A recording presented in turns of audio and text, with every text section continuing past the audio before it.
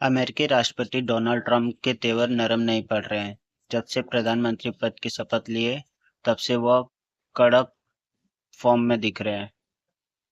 Trump ने कहा कि जो भी अमेरिका को नुकसान पहुंचाएगा, हम उन देशों पर टैरिफ लगाएंगे। उन्होंने भारत, चीन और ब्राजील का नाम लेते हुए कहा कि यह देश सबसे ज्यादा टैरिफ लगाते हैं। फ्लोरिडा में रिपब्लिक पार्टी के एक आयोजन के दौरान ट्रंप ने कहा कि हम उन देशों और लोगों पर टैरिफ लगाने जा रहे हैं जो हमें नुकसान पहुंचाने की मानसा रखते हैं। यह देश हमें तो नुकसान पहुंचाते हैं, लेकिन यह लोग अपने देश का भला कर रहे हैं।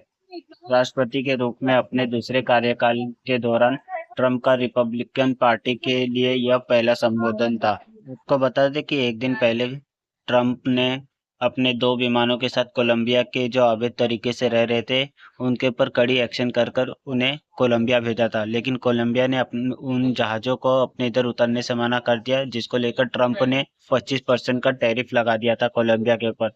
हालांकि बाद में अपने प्रवासियों को लेने पर राजी हो गया कोलंबिया। इस दौरान फिर वापस उसके ऊपर से 25% का टैरिफ हटा दिया गया। ट्रंप ने जोर दिया है कि अमेरिका को फिर से उस सिस्टम की तरफ लौटना होगा जिसने कभी अमेरिका को सबसे धनी और शक्तिशाली बनाया था। अपने शपथ ग्रहण की बात दोहराते हुए ट्रंप ने कहा कि अपने नागरिकों पर टैक्स लगाकर दूसरे देशों को लाभ पहुंचाने के बजाय हम दूसरे देशों पर टैक्स और टैरिफ लगाकर अपने देशवासियों को लाभ पहुंचाना चाहिए। ट्रंप ने कहा कि अमेरिकन फास्ट इकोनॉमिक मॉडल के तहत दूसरे देशों पर टैरिफ बढ़ेगा, वहीं अमेरिका कामगारों और बिजनेस के लिए इसमें कई कमी आएगी।